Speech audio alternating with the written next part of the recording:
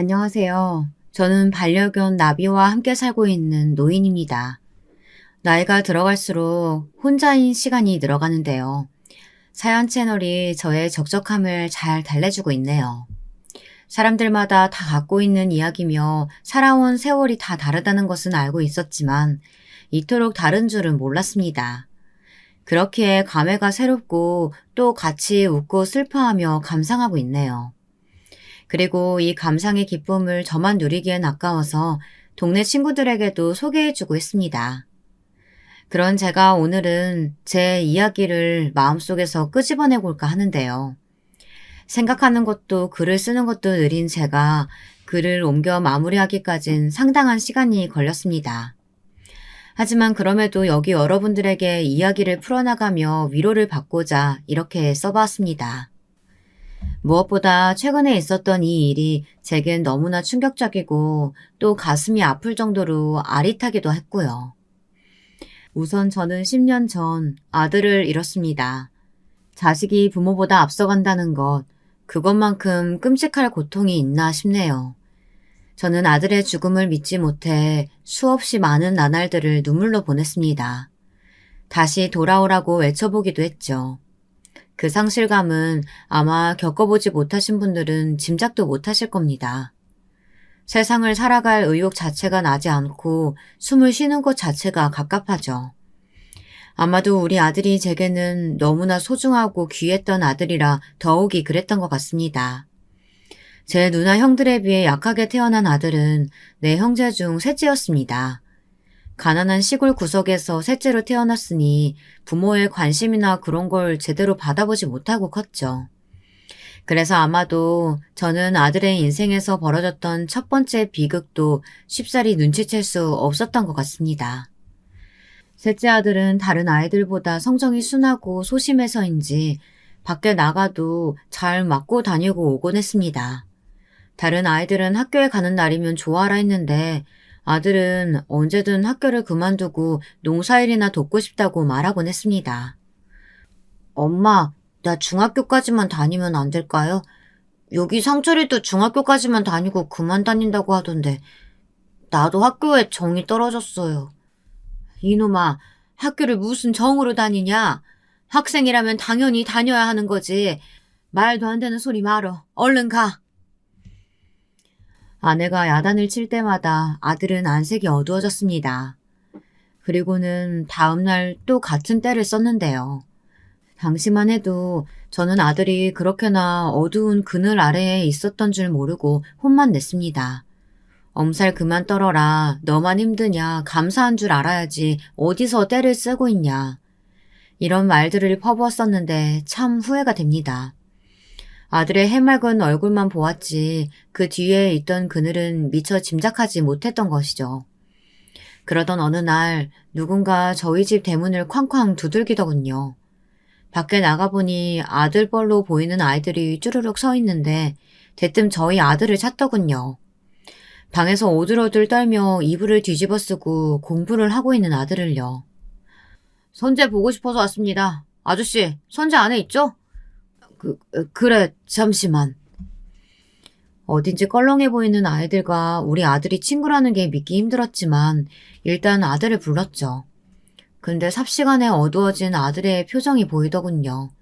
마치 엄청난 공포의 현장을 목격한 듯 하얗게 질려 손과 발을 부들부들 떨고 있었습니다. 말릴까 했지만 그럼에도 슬리퍼를 질질 끌며 밖으로 나간 아들은 그날 밤 아주 늦게 들어왔습니다. 불빛 속에 드러난 아들의 얼굴을 보고 저희 부부는 기겁해 그만 비명을 지르고 말았고요. 아들의 얼굴은 피투성이었습니다. 그제야 저는 아들의 옷을 벗겨 이곳저곳을 확인했네요.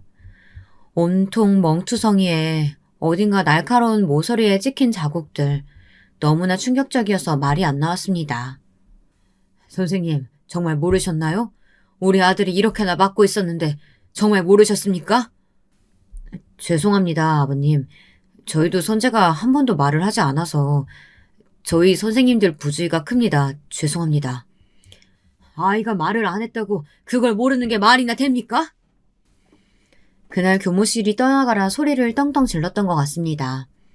하지만 지금도 그런지 모르겠습니다만 당시 시대의 생각은 남자애들은 다 치고받고 싸우며 크는 것이고 좀 어딜 두들겨 맞는다 해도 큰 문제 삼지 않았습니다.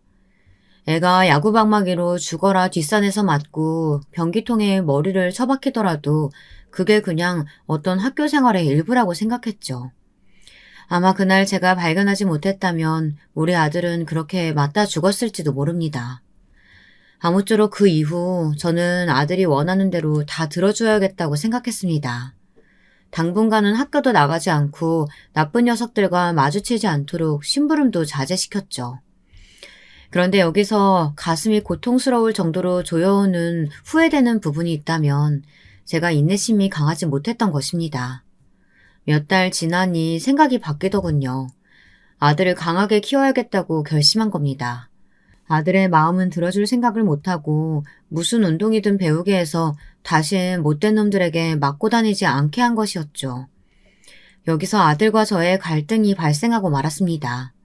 그리고 이 갈등은 일파만파 커져 결국 말 한마디 섞지 않는 부자 사이로 진전시키고 말았습니다. 아빠, 나는 이런 운동하는 거 싫어요. 너무 힘들어요. 사람 다치는 운동이잖아요. 나는 그냥 공부나 하고 싶어요. 제발요. 그만하고 싶어요. 이 녀석아, 네가 그렇게 나약해 빠졌으니까 그런 놈들한테 한심하게 맞고 돌아다니는 거 아니냐?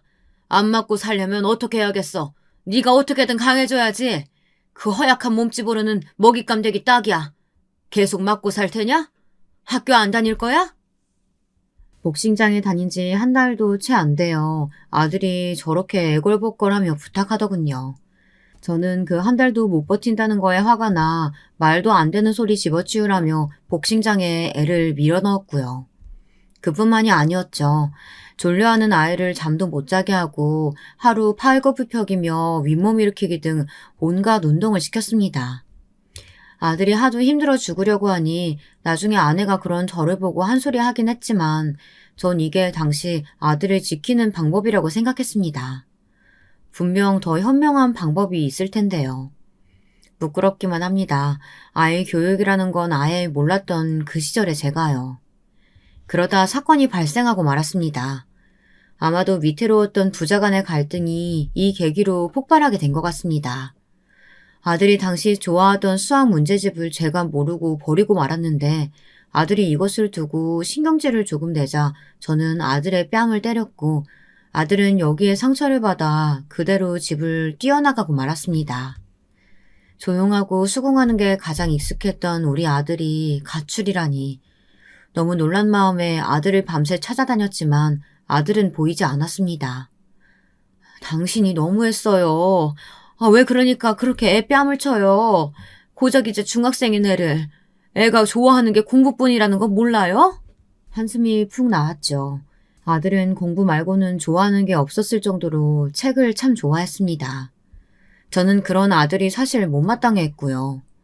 허약한 아들이 더 허약해지지 않도록 책은 좀 멀리하게 하고 싶었습니다.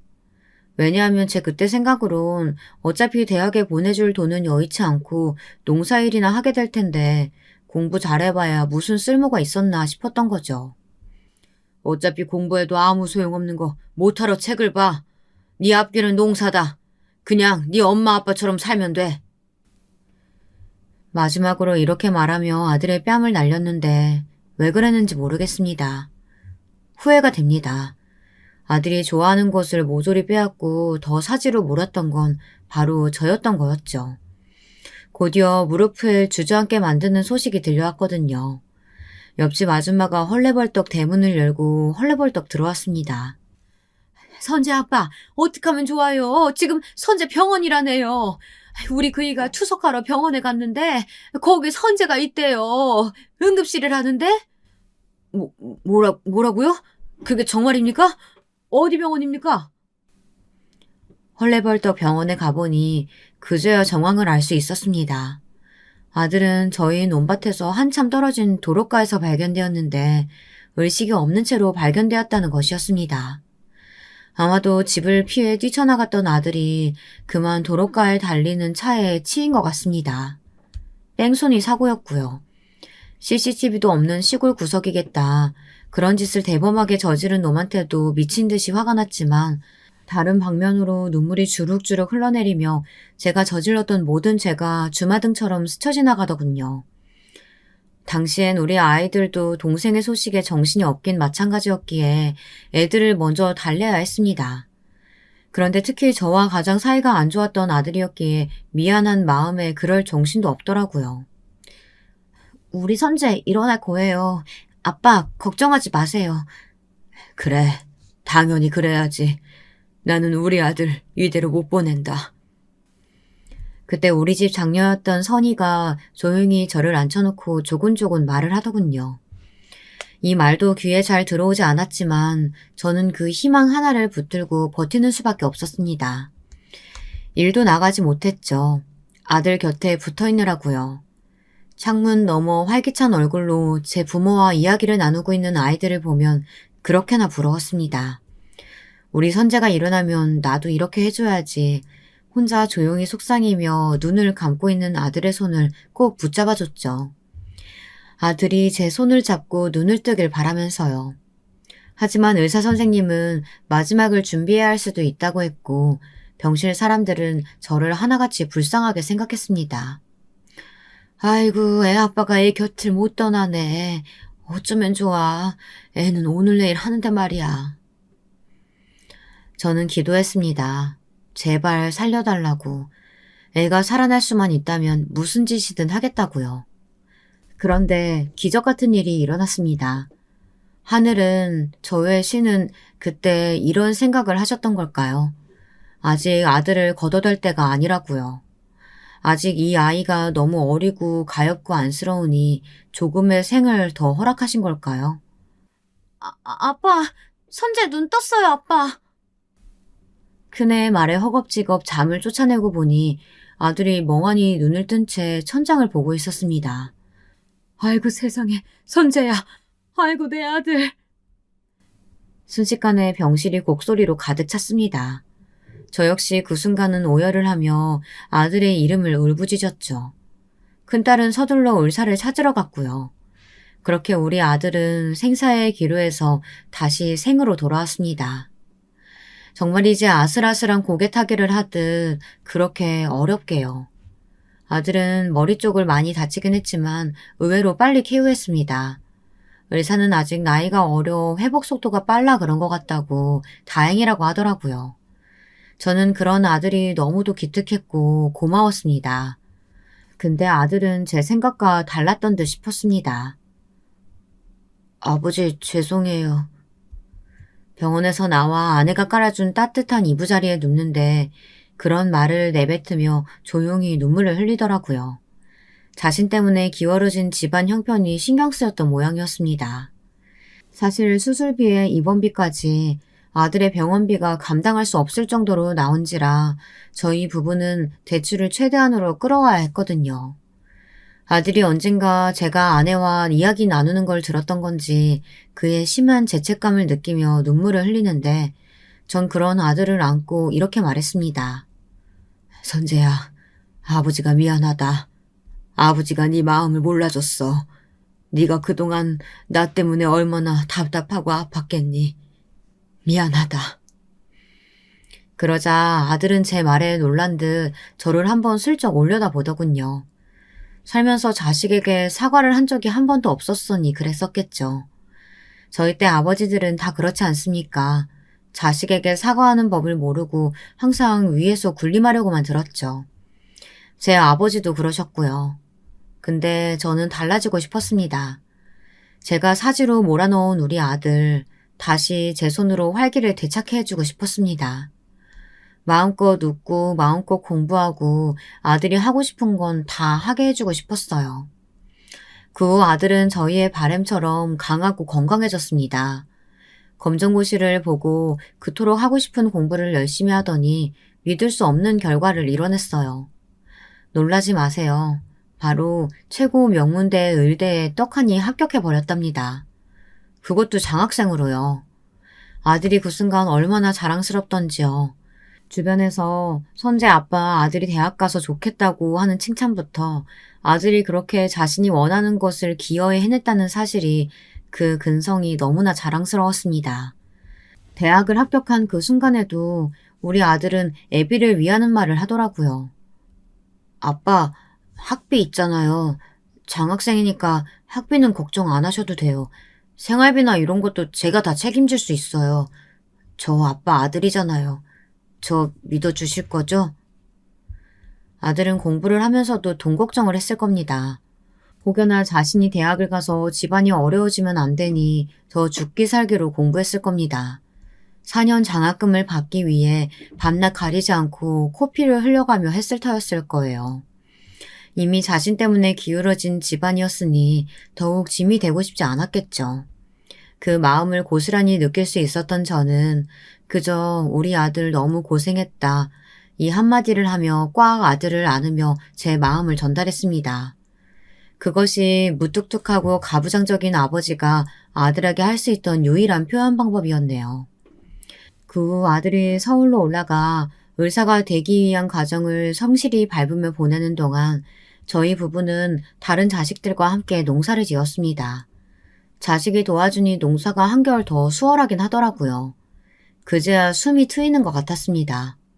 사실 만약 다른 자식들도 대학을 가겠다고 나갔다면 돈이 더 들었을 터였죠. 이기적이지만 조금 안심이 되기도 했습니다. 특히 우리 장녀는 매일을 어깨를 주물러주며 자신의 일감 하나라도 더 받아내려고 하기도 했습니다. 자식들이 모두 착하고 건실했죠. 그런데 그 시기 집안에 일이 터지고 말았습니다. 지금껏 제가 언급하지 않았던 막내에 관한 문제인데요. 막내는 어디 쪽 피를 물려받은 건지 어렸을 때부터 무척 장난기가 많고 정신이 산만한 아이였어요. 문제는 여기에 그치지 않고 나이가 들자 다른 아이들을 때리고 다닌다는 것이었어요. 왜 때렸냐 물으면 그냥 아무 이유 없이 때렸다네요. 재밌다고요. 참 기가 막혀 말이 안 나왔습니다. 학교에 수도 없이 불려갔는데 셋째 아들과는 달리 다른 이유로 불려간 것이 허망하고도 제 처지가 우스웠네요. 피해자 학생의 부모에서 가해자 학생의 부모로 바뀌었다는 것이 말입니다. 죄송합니다. 정말 죄송합니다. 제가 어떻게든 보상은 하겠습니다. 저도 또래 애들한테 맞고 자란 아들이 있는지라 그 심정을 누구보다 잘 아는데 정말 죄송합니다. 피해자 부모에겐 이렇게 빌어야 했죠. 그러던 어느 날 막내 녀석이 제대로 사고를 치고 만 것입니다. 막내 녀석이 집안에 있는 가장 감나는 금붙이를 들고 가출을 해버린 것입니다. 하필 이날 막내가 다른 쪽으로 크게 사고를 한번 쳐서 이번엔 매를 들려고 기다리고 있었는데 먼저 선수를 쳤더군요. 어떡해요. 그거 없음 우리 집 빚은 어떻게 갚아요. 여보, 여보. 내가 정말 못 살아. 아내는 울다 그만 실신까지 하고 말았습니다. 그간 막내에 대한 스트레스가 정말 많았으니 그럴 만도 했어요. 정말 참담했습니다. 이후 다른 자식들도 덩달아 다들 막내를 찾아 헤맸었고 막내가 발견된 곳은 어느 음침한 도박장이었네요. 심지어 이 일은 막내가 성인이 되기도 전이었을 때 일입니다. 믿어지시나요? 저랑 다른 자식들은 한 구석에서 담배를 태우며 도박을 하는 막내를 발견했을 때 그대로 기절할 뻔했습니다. 그리고 얼마나 화가 나던지요. 저는 도박장을 운영하는 사람에게 어떻게 미성년자까지 받아주냐며 길길이 날뛰었는데 그 사람 하는 말이 막내가 자기 나이를 한참 10살 위로 속여 전혀 몰랐다고 하더라고요. 이런 말도 안 되는, 어떻게 제가 성인으로 보이십니까? 아니 우린 그저 받아준 것뿐인데 왜 여기 와서 화풀이해요? 당신이 당신 아들 교육을 똑바로 시켰어야지.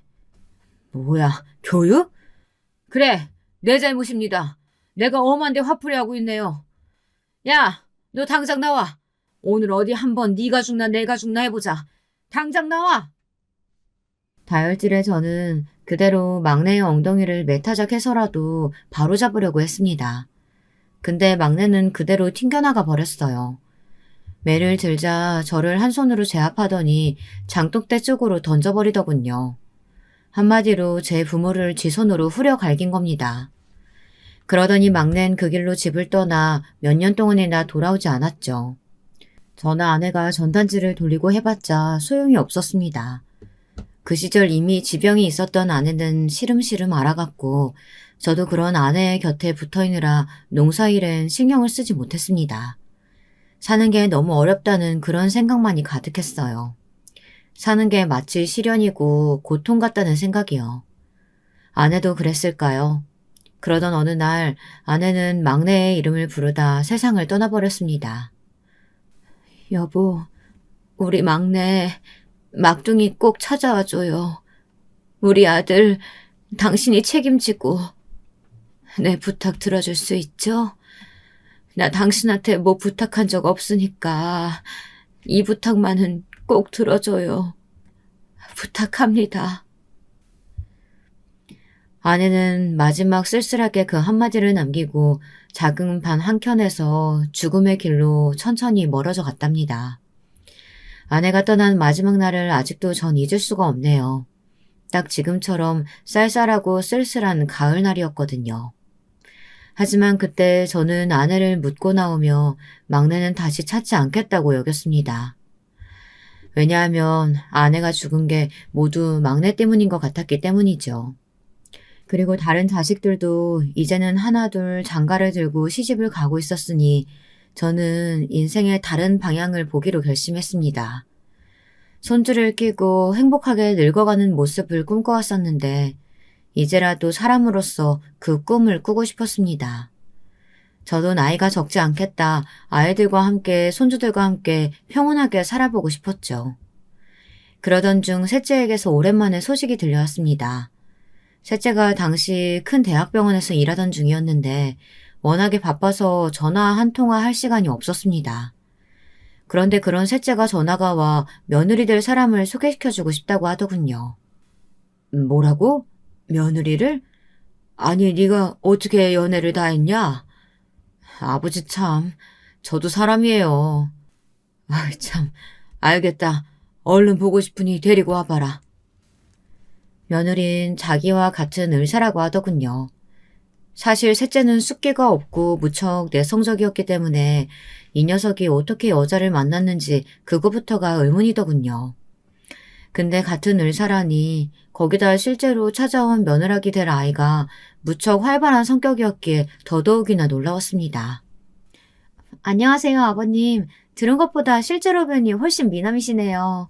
이 사람이 아버님 칭찬을 얼마나 많이 했는지 몰라요. 저도 이렇게 실제로 뵈니 좋네요. 늘 아버님이 궁금했었거든요. 시키지 않아도 말을 조잘조잘 웃는 얼굴로 떠드는데 그 안엔 사람을 향한 다정함이 깃들어 있었습니다. 늙은 제 눈엔 그게 훤히 다 보였죠. 낯을 가리지 않고 사교적이고 다정한 그런 모습 말입니다. 사실 아픈 손가락이었던 셋째에게 아쉬움이 있었다면 사람에 대한 친화력, 사교성 그런 것들이었는데 셋째와는 완전히 정반대되는 모습에 마음이 절로 놓였습니다. 이래서 운명의 짝이라는 말이 있는 거구나. 집신도 제 짝이 있다고 하는 거구나 싶었답니다.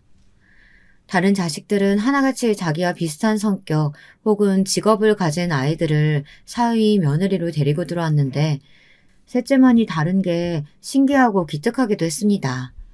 그렇게 저는 상견례를 가지고 셋째를 장가 보내게 되었죠. 그런데 한 가지 특이한 점이 있었으니 그렇게나 활발해 보이던 며느리에겐 상상지도 못한 과거가 있었더군요. 사실 저는 많이 놀랐고 놀란 티를 내지 않으려고 했지만 아마 티가 났을 겁니다. 며느리가 바로 고아라는 겁니다. 가족들이 많은 다복한 집안에서 자랐을 것 같은 며느리는 수녀님이 자기를 키우셨다며 상견례장에도 인상이 차분한 수녀님 한 분을 모셔왔습니다. 아버님, 사실은 제가 좀 부끄럽기도 한데 저는 내내 고아원에서 자랐어요. 한 번 입양을 갔던 적이 있었는데 그쪽 집안 사정 때문에 파양도 당한 경험이 있고요. 이 일을 입 밖으로 꺼내야 할지 말아야 할지 많이 고민이 되고 혹시나 아버님이 싫어하실까 봐 걱정도 되었었는데요. 그래도 말씀을 드려야 할 것 같아서요. 그랬구나. 며느리는 수녀님 밑에서 자라는 게 결코 힘들지 않았다며 오히려 많은 걸 배울 수 있었다고 말하더군요. 오히려 제가 힘들었던 건 사람들의 시선이었어요. 저는 아무렇지도 않은데 사람들은 저를 불쌍하게 보더라고요. 되게 힘들었겠다, 고생 많았겠다, 이렇게요. 저를 불쌍하게 보는 시선이 오히려 더 힘들었어요. 그 중에 나쁜 사람은 없었든 사는 게 편안하지만은 않았을 것 같은데. 있었죠. 어떤 사람들은 대놓고 편견을 갖고 말하기도 해요. 고아로 자란 사람은 정서가 불안정할 것 같다면서요. 저한테 대놓고 반감을 보이기도 해요. 씁쓸하게 웃으며 말하는 며느리에게 저는 안쓰러움을 느꼈습니다. 며느리는 그 때문에 더 자신을 증명해 보이고자 열심히 의사로서 사명감을 가지고 일을 했다고 합니다. 실제로 그 대학교에서 수석을 놓치지 않을 정도로 영특한 머리를 갖고 있기도 했고요. 저는 그런 말들을 조금의 슬픔을 가지고 하는 며느리의 투명한 얼굴을 바라보며 며느리가 느꼈을 종류의 비슷한 슬픔을 느꼈습니다. 며느리에게 더 마음이 가게 되더군요. 그리고 왜였을까요? 저도 모르게 묵묵히 말을 들어주다 언제든 부담 갖지 말고 기대라고 답해 주었네요. 사는 게 힘들었을 테니 믿을 사람도 별로 없었겠구나. 내 아들하고 결혼해줘서 고맙다. 언제든 부담 갖지 말고 말하고 싶은 거 있으면 말하고 그러렴. 이런 낯간지러운 말은 아내에게도 하지 못했던 말인데 스스로도 당황스러웠답니다. 며느리는 잠시 놀란 듯하다 고개를 서둘러 끄덕였고요. 아마도 제 눈엔 보였던 듯합니다. 며느리가 웃고 있지만 사실은 무척이나 고통스럽고 힘들었을 것이라고. 사람들의 시선을 버티고 서 있느라 어느 정도는 많이 아팠을 것이라고요. 며느리에게 아들의 어떤 점이 좋았냐 물으니 수줍은 말투로 자신을 판단하지 않는 것이 좋았다고 하더군요. 아들이 책만 보고 산 덕에 그저 정직하게 대답하고 정직하게 사람을 대하는 방식이 며느린 좋았나 봅니다. 지금껏 자신이 대한 사람들과 달리요. 그랬구나. 이제야 알겠다. 왜 둘이 천생연분인지. 그제야 전 무릎을 탁 치며 빙그레 웃었습니다. 잘 만났다 싶어서요. 셋째 아들에게도 며느리에게도 잘해주라고 당부하고 그렇게 셋째까지 장가를 보내고 나자 저는 마치 해결하지 못한 숙제를 해결한 듯 마음이 가벼워졌습니다. 그런데 이때 일이 난 거지요. 알콩달콩 신혼생활을 보내고 있던 아들 부부에게 연락이 온 겁니다. 며느리가 갑자기 의사생활을 할 수도 없을 만큼 몸이 안 좋아져 시골에 요양을 해야 한다고요. 뭐라고? 세상에 암 이런 거 걸린 거야? 검사는 해본 거지? 네, 검사는 해봤는데 정확한 진단을 못 내리겠어요. 저도 모르겠어요. 의사도 모르는 병들이 있어요. 원인이 정확히 무엇인지도 모르는. 근데 아무래도 제가 그 케이스인 것 같아요. 몸에 아무 기력이 없고 설거지만 해도 기운이 쭉 빠져요.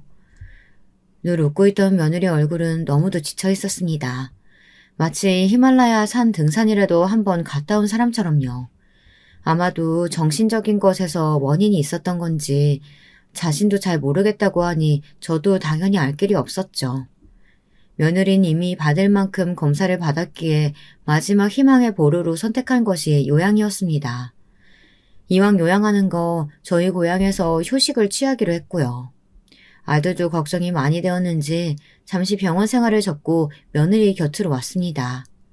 그렇게 다들 장가가고 시집가느라 자식들이 떠나고 저 홀로 있던 집 옆집으로 아들과 며느리가 들어오게 되었네요.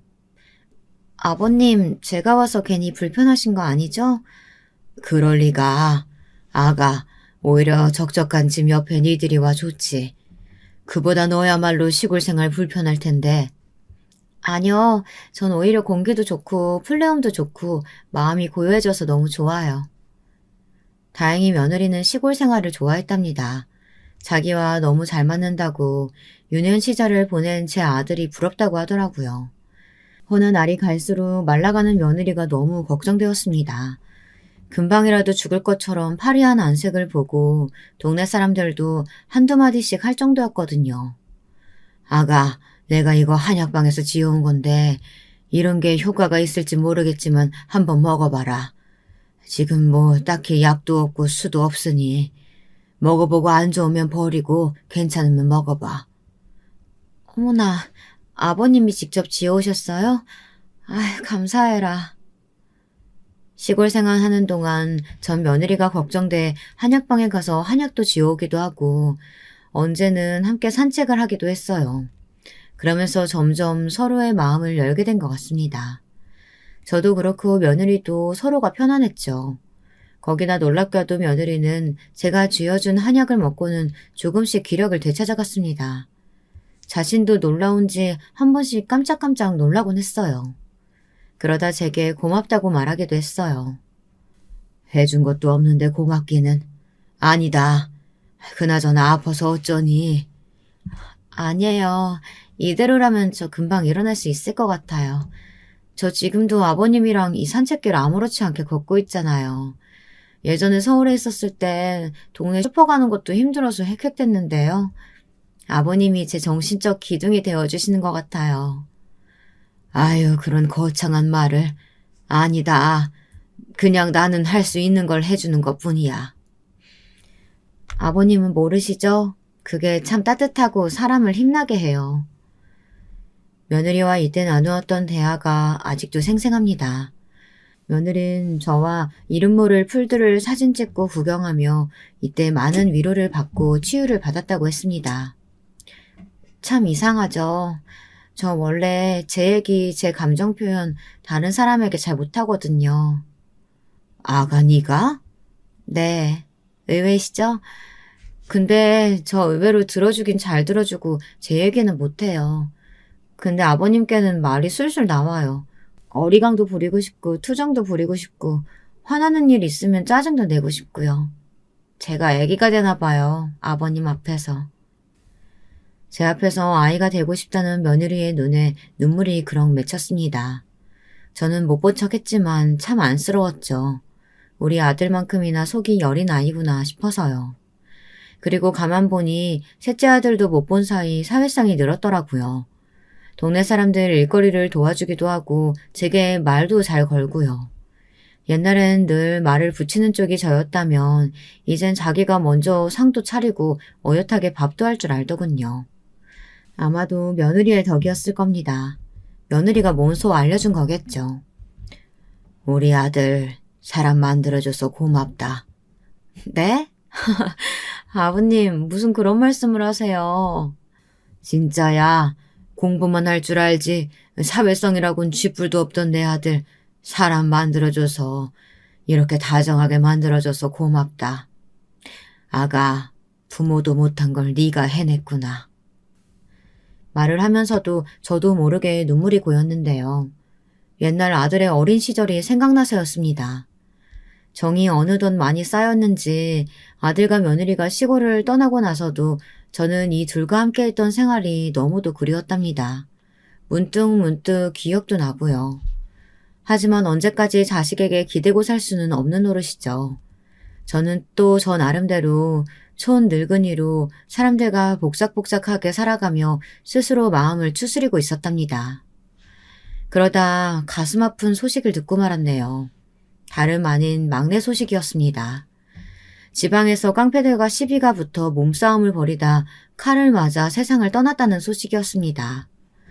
아들의 시신을 확인하고 나오는데 먼저 아내의 유언이 생각나더라고요. 막내를 찾아달라는 유언이었는데 그것을 지키지 못했다는 생각에 황망한 마음을 감출 길이 없었습니다. 떠올리긴 했지만 굳이 찾으려 하지 않았던 것이 죄스럽기도 했고요.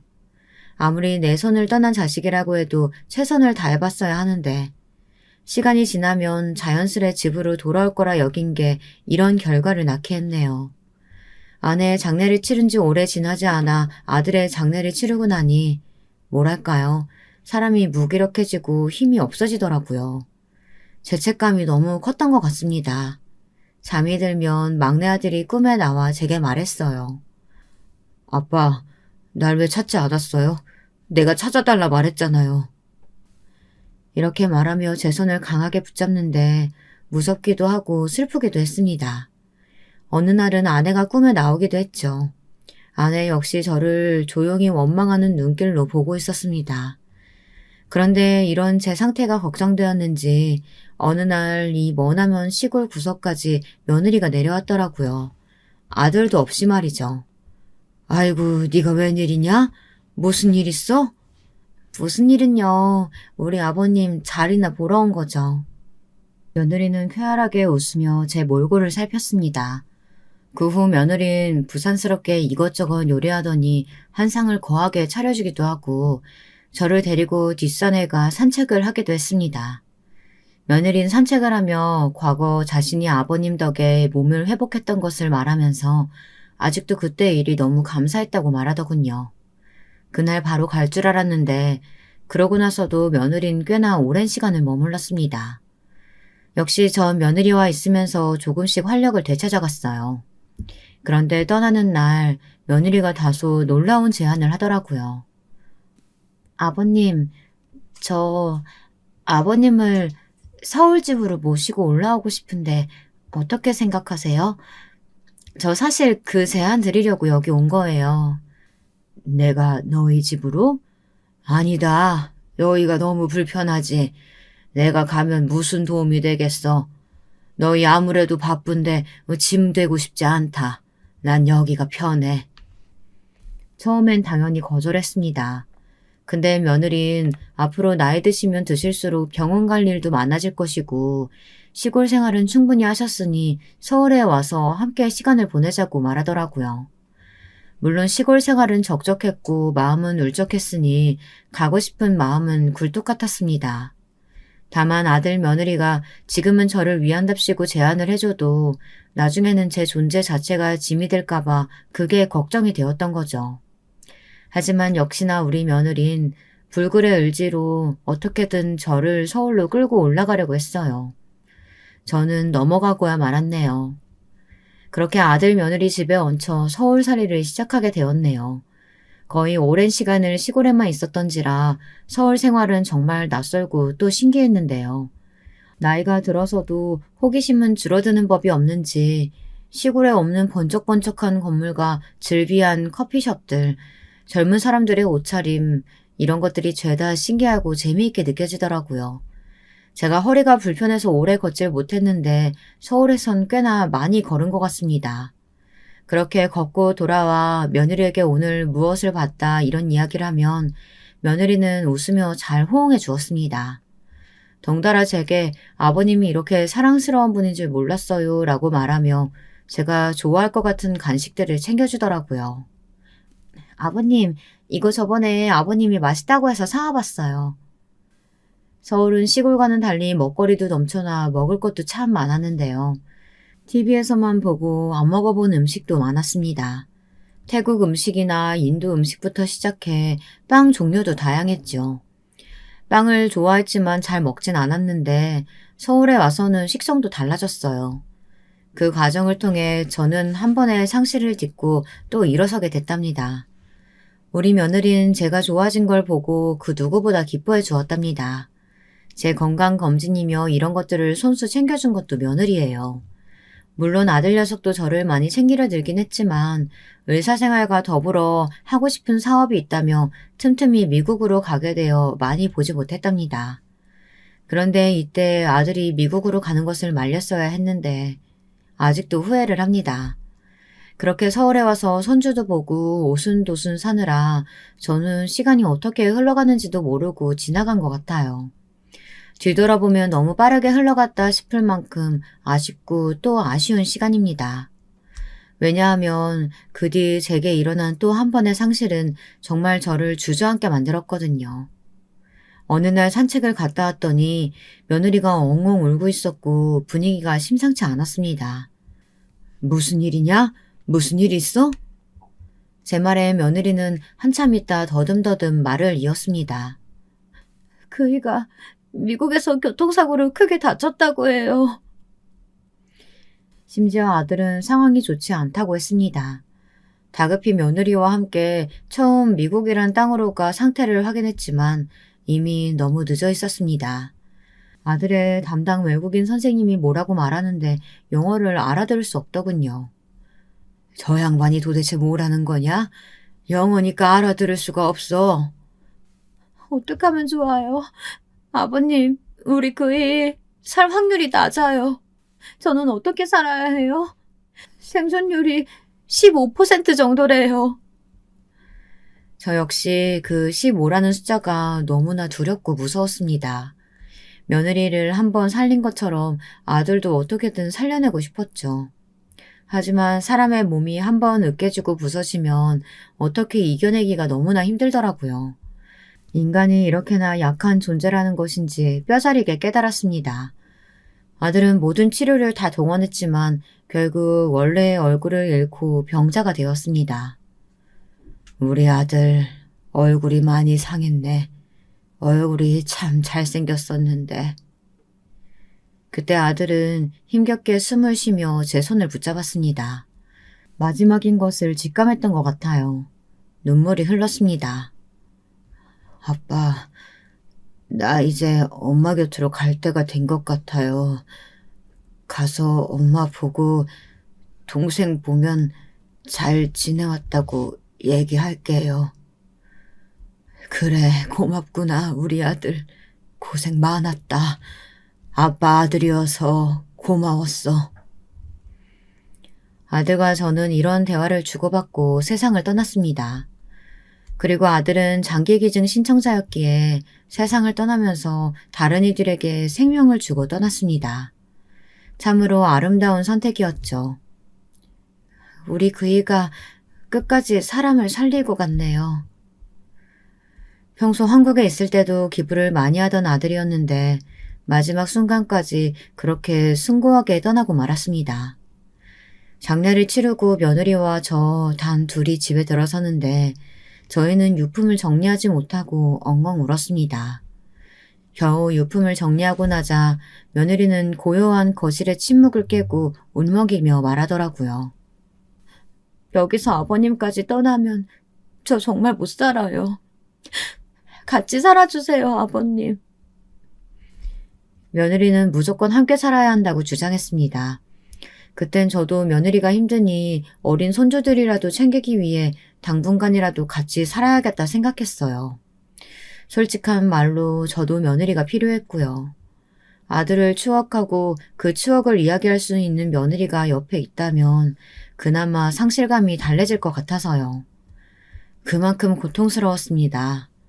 하루에도 몇 번씩 이 부질없는 목숨 그냥 아들을 따라 버리고 싶었습니다. 1년간 저는 며느리 손이 하나라도 덜 가게 하려고 손주들 학교 가는 걸 챙겨주며 마음을 추스리려 했습니다. 그러다 1년쯤 지나자 저는 슬슬 며느리 곁을 떠나야겠다고 다짐했어요. 왜냐하면 며느리 나이가 창창하고 충분히 재혼할 수 있었기 때문입니다. 처음엔 며느리의 슬픔이나 저의 슬픔이 너무나 강했기에 그 부분을 고려하지 못했어요. 하지만 어린 손주들을 챙기다 보니 이 아이들에게도 아빠가 필요하겠다는 생각이 들더군요. 할아버지, 아빠 보고 싶어.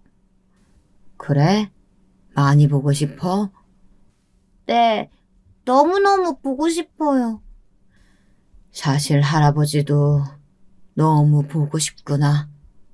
너무. 아이들이 이렇게 말할 땐 저도 제 아들이 보고 싶어 숨죽여 울곤 했어요. 하지만 이 소중하고 이쁜 아이들에게 아빠가 있다면 더 든든하지 않을까 하는 생각이 자꾸만 들었습니다. 며느리 역시 의사란 번듯한 직업이 있어도 혼자보단 같이 함께할 사람이 필요할 테고요. 그래서 말하기 힘들었지만 2년 정도가 되었을 쯤 입을 뗐죠. 얘야, 이제 나도 슬슬 고향으로 돌아가 보려고 한다. 너도 이제 조금 마음 추스렸으니까 우리 둘 다 각자의 생활을 이어가자꾸나. 제 말에 며느리는 섭섭한 반응을 보였어요. 네? 아버님, 혹시 우리 아이들 챙겨주시는 게 힘드셔서 그래요? 그래도 가족인데 조금만 함께 해주시지. 어디에 있어도 가족은 가족이란다. 근데 지금은 내가 고향에 가서 쉬어야 할 듯해. 몸도 안 좋고 말이야. 제가 몸이 안 좋다고 하니 며느리는 어쩔 수 없다는 듯 배웅을 해주더군요. 며느리의 아쉬운 눈길이 강하게 느껴졌지만 애써 떨쳐내고선 버스에 올라탔습니다. 이후 저는 며느리의 생일날마다 연락해 간단한 선물 같은 것들을 챙겨주었어요. 며느리가 원할 땐 함께 저녁을 먹기도 했습니다. 아들이 죽은 지 3년이 지났을 즈음 며느린 손주들을 데리고 시골로 내려왔습니다. 제 마음을 생각해서요. 내심 손주가 보고 싶어도 쉽사리 눈치가 보여 연락할 수 없었는데 그런 며느리에게 고맙고 또 고마웠답니다. 시골로 내려온 며느리 손에는 늘 바리바리 무언가가 들려 있었죠. 아버님, 건강 잘 챙기셔야 돼요. 알겠죠? 이거는 제가 준비해온 건강식품들인데 몸에 좋대요. 다 드시면 또 제가 챙겨드릴게요. 정말이지 딸 같은 며느리였습니다. 아들이 없었기에 제게 이럴 책임도 의무도 없었지만 쌓였던 정 하나로 딸같이 굴며 잘해주었습니다. 오죽하면 저희 장녀아이가 며느리가 대단하다고 칭찬했을 정도였으니 말 다했죠. 사실 아들을 잃고 초반엔 며느리와 얼굴을 마주보고 앉아있으면 어쩔 땐 아들 생각이 나서 마음이 슬퍼지기도 하고 어쩔 땐 이렇게라도 가족으로 묶여있어 다행스럽기도 하고 그랬습니다. 그런데 시간이 지날수록 며느리가 재혼해서 얼른 행복해졌으면 좋겠더라고요. 그래서 어느 날은 마음을 먹고 말했습니다. 얘야, 나는 네가 시기 놓치지 말고 재혼했으면 좋겠다. 너도 아직 젊고 아이들 키우기에도 그게 좋지 않겠니? 그러니까 절대 나 신경 쓰지 말고 좋은 사람 있으면 재혼해라. 근데 며느리의 눈에 갑자기 눈물이 고이더군요. 며느린 재혼을 생각도 해보지 않았다고요. 제게 이런 말을 들은 것이 약간 서운하다고 하더군요. 아마도 며느린 저에게 많이 의지했던 만큼 저와의 관계가 끝날까 두려워하는 것 같았습니다. 아가, 너도 내 딸이라 다름이 없기 때문이야. 오직 네가 행복해지기만을 바라는 마음으로 이야기하는 거란다. 아버님, 저는 아직 생각 없어요. 이런 얘기하지 마세요. 며느린 칼 같은 태도로 선을 그어버렸습니다. 그리고는 손주들을 데리고 다시 서울로 돌아갔는데요. 그 후 어쩐지 사이가 서먹해져서 며느리와 살뜰히 연락을 주고받지 못하게 되었습니다. 하지만 저는 아들을 사랑하는 만큼 아들도 이를 원할 거라고 여기며 하늘에 대고 아들에게 중얼거렸답니다. 섭섭하겠지만 이 아비를 너무 미워하지 말아달라고요. 그러던 어느 날 아들이 죽은 지 5년 정도가 되었을 때 며느리에게서 오랜만에 연락이 왔답니다. 그간 서먹하게 연락을 했던지라 마음이 쓰였는데 연락이 온 거 자체가 반가웠답니다. 근데 며느리의 목소리가 이상할 정도로 작게 떨리고 있었어요. 저 아버님 있잖아요. 사실 제가 재혼을 하게 되었어요.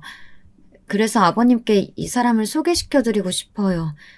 저한텐 아버님이 제 아버지나 다름없으니까요. 이 말에 저는 드디어 벌어질 일이 벌어졌구나 하는 생각에 며느리의 집으로 향했습니다. 나름 선물도 챙겨갔죠. 가면서는 우리 며느리와 손주들을 건사할 사람이니 좋은 사람이어야 할 텐데 하는 걱정도 있는 한편 아들 생각이 자꾸 나서 눈물이 흘렀습니다. 아들이 만약 살아있다면 이런 일도 없었을 텐데 아들이 이 세상에 없다는 사실이 그날따라 자꾸 상기되어 며느리 생각하면 기뻐야 하지만 마음이 괴롭더라고요. 그래도 며느리 집 앞에선 눈물을 다 닦아내고 씩씩하게 집으로 들어갔습니다. 아버님 오셨어요? 먼 길 오셨네요. 여기 이분이 제가 결혼할 남자예요. 근데 저는 며느리가 재혼할 남자를 보고 그 순간 저도 모르게 심장이 뛰었습니다. 이상하게도 우리 아들의 동그란 코와 긴 눈매를 닮은 것이 묘했고 어디서인지 아들의 얼굴이 보였습니다. 그뿐만이 아니었어요. 저는 지금 생각해도 이를 두고 운명이라는 생각밖에 들지 않습니다. 어떻게 제가 그 남자에게서 아들을 보았고 또 그것까지 예측할 수 있었는지 말입니다. 저도 모르게 눈에서 눈물이 흐르더니 이런 어처구니 없는 질문을 하고 말았습니다. 혹시 말이다. 이분 그 우리 아들의 장기를 기증받았던 사람이니? 그 순간 며느리의 눈이 동그랗게 커졌습니다. 며느리는 그제야 울음을 터뜨리며 말하기 시작했습니다. 며느리가 들려준 이야기는 놀랍기도 했고 감격스럽기도 했습니다. 사실 1년 전 제 남편의 심장을 받은 이식가에게 편지를 쓰게 됐어요. 과연 제 남편 심장이 잘 뛰고 있을지 늘 궁금했어요. 그래야 저도 보람을 느낄 수 있을 것 같았고 나중에 남편을 보아도 떳떳할 수 있을 것 같았어요. 그러다 이분과 직접 만남을 갖게 되어 확인을 하게 됐는데 사이가 이렇게나 발전이 될 줄은 몰랐어요. 아버님, 부끄럽고 또 죄송합니다. 아니다. 그게 왜 죄송할 일이야. 축하할 일이지. 내 아들의 심장이 이분에게서 잘 뛰고 있다니 너무 다행이구나. 다행이야. 우리 아들이 너무나 기뻐하고 있을 것 같구나. 괜찮다면 내가 한번 안아봐도 되나요? 아들에 대한 사무치는 그리움이 탁 터져 눈물이 줄줄 새고 있었지만 어딘지 모르게 꽉 막혀있던 가슴이 뚫린 것처럼 속이 편안해졌어요. 저는 곧바로 다가가 제 아들의 심장이 뛰고 있는 그 남자를 껴안으며 말했습니다. 살아있어줘서 고맙다고요. 그 남자도 똑같이 눈물을 흘리며 고맙다는 말을 반복했습니다. 그날 내내 저는 우리 아들을 껴안는 듯 비슷한 체격의 그 남자에게서 저는 아들을 향해 미처 못했던 사랑한다는 말도 함께 얹어 속삭였죠. 나중에 며느리에게서 유가족과 이식자 간 서신을 주고받을 수 있게 된 이 법이 만들어진 지가 얼마 안 됐다고 들었습니다. 참 안타까운 소식입니다. 그 전에 장기 이식을 받으신 분들도 많을 텐데 아마 그간 많이 답답하셨을 것 같습니다. 복이 많은 사람인 저는 이 놀라운 인연으로 며느리도 행복해지고 제가 그토록 염원하던 아들과의 만남을 그날의 만남을 통해 달래진 듯 위안을 받았으니 요즘은 하루하루 평안한 하루입니다. 지금까지 들어주셔서 감사하고 마지막으로 저희 아들의 영혼을 위해 기도해 주신다면 너무나 감사하겠습니다. 여러분, 두 번째 사연 시작하기 전에 좋아요, 구독 꼭 눌러주실 거죠?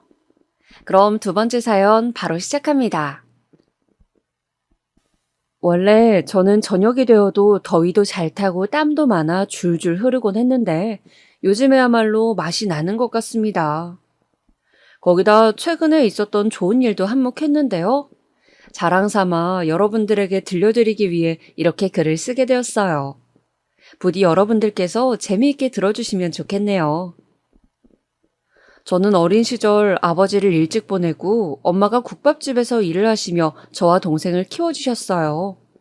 아버지께선 꽤 갑작스레 암이 발견되어 떠나게 되셨는데 어린 시절이라 잘 기억은 안 나지만 장례식 날 슬퍼하시던 엄마의 얼굴이 아직도 기억에 선연해요.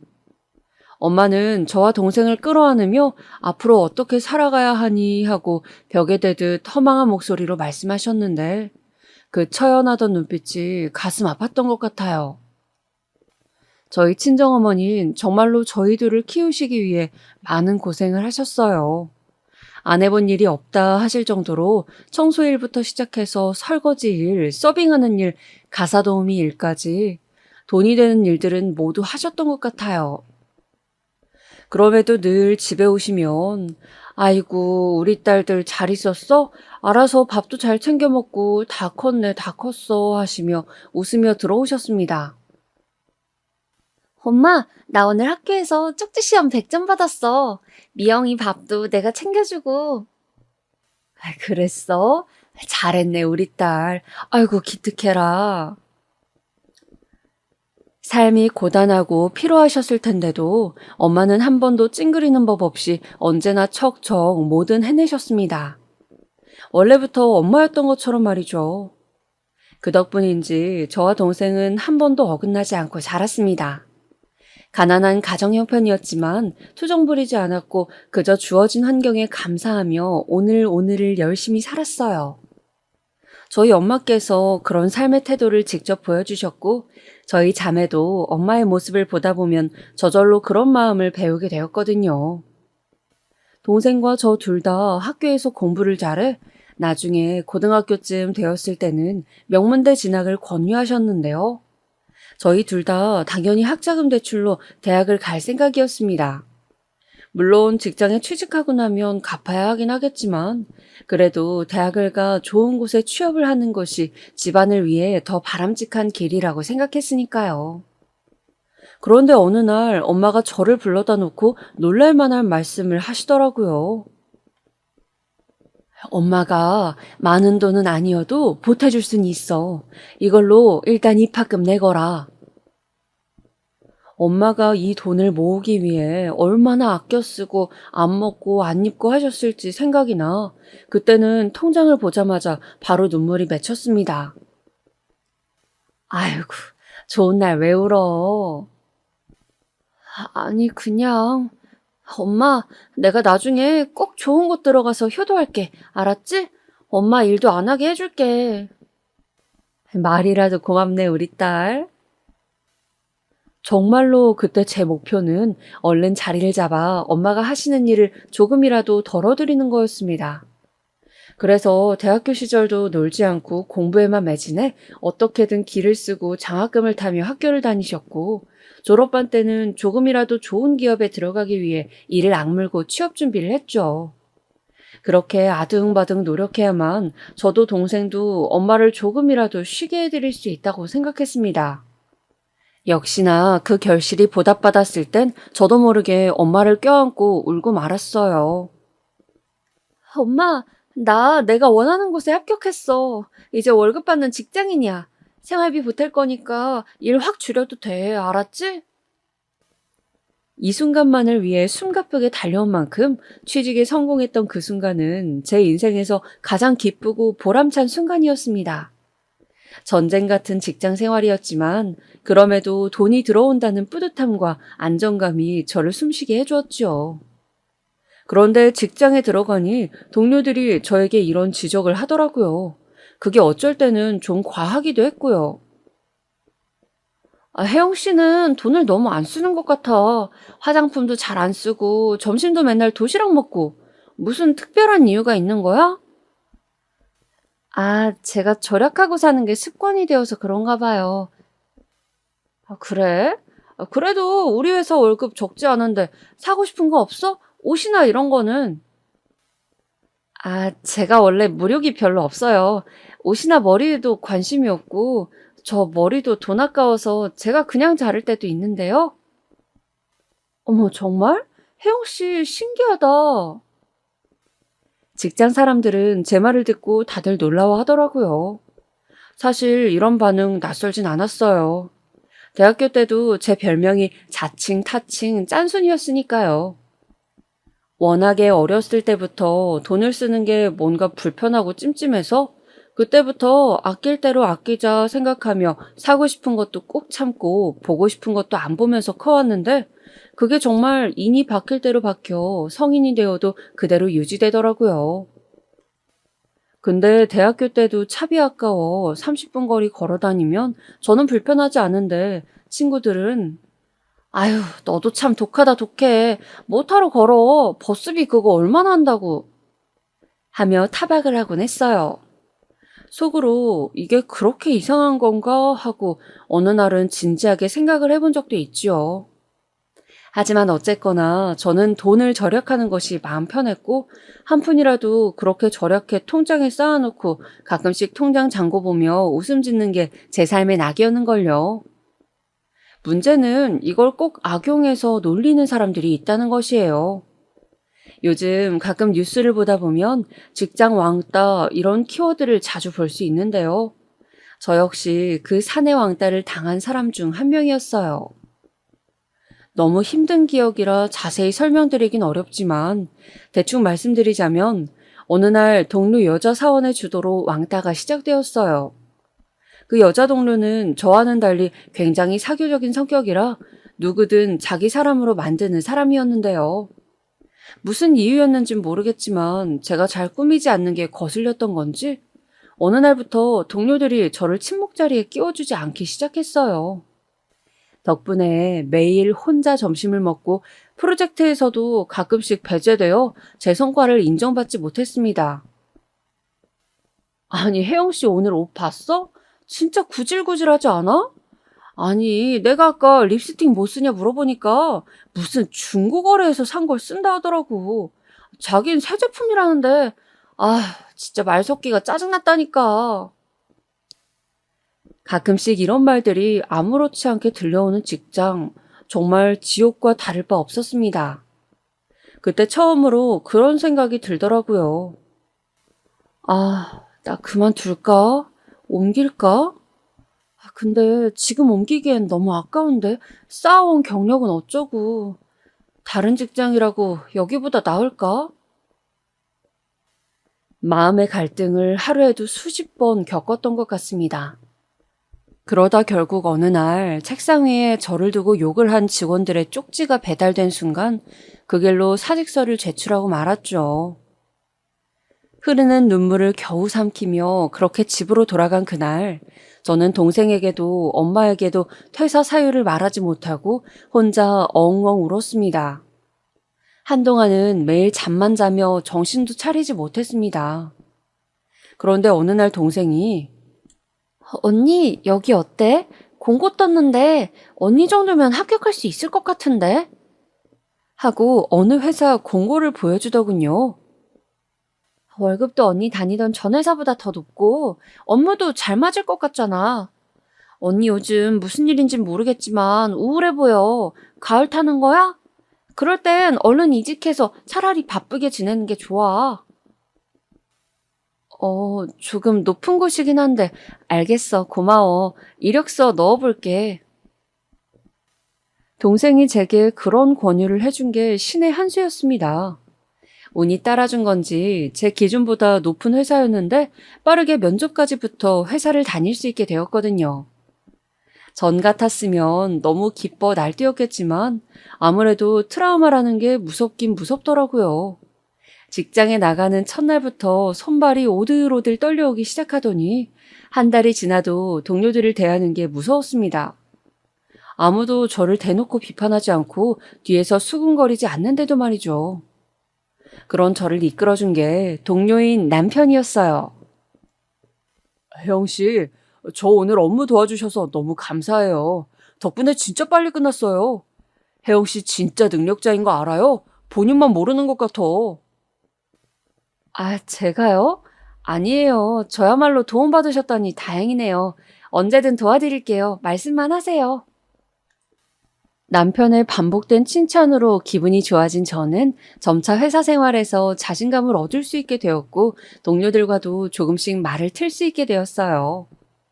나중에 들어보니 남편은 고개를 푹 수그리고 웬만하면 눈도 안 마주치려 하는 제가 좀 안쓰러웠나 봐요. 그래서 도와주고 싶었다 그러더군요. 남편과는 그렇게 호감을 가지게 된 이후로 몇 번 단둘이서만 밥을 먹을 기회가 있었어요. 그러던 어느 날, 근데 혜영 씨는 돈을 잘 안 쓰시는 편이죠? 저도 그런데 우리 비슷한 점이 꽤 많네요. 아, 기준 씨도요? 저는 습관이 돼서. 네, 저는 엄마 아버지가 워낙에 검소한 편이시라 어렸을 때 불 안 끄고 나가면 엄청 혼나고 그랬어요. 수도세 많이 나온다고 샤워할 때 물도 펑펑 못 쓰게 하셨고요. 딱히 집이 못 사는 것도 아닌데 그랬네요. 그때 저는 저와 드디어 잘 맞는 사람이 나타났다고 생각했어요. 남편은 저와는 달리 유복한 환경에서 자랐지만 절약하는 습관을 가지고 있었고, 그래서 저를 이상하게 보지도 않았죠. 거기다 저와는 달리 분위기를 주도하는 외향적인 성격에 밝고 자신감 넘치는 태도도 매력적이었죠. 그때 저는 남편에게 푹 빠져 있었어요. 정말 다행스러웠던 건 남편도 저와 마음이 맞아 곧바로 연이 이어질 수 있었죠. 사귀면서 알게 되었지만 남편은 자기 자신에겐 잘 안 써도 다른 사람에겐 돈을 잘 쓰는 편이었어요.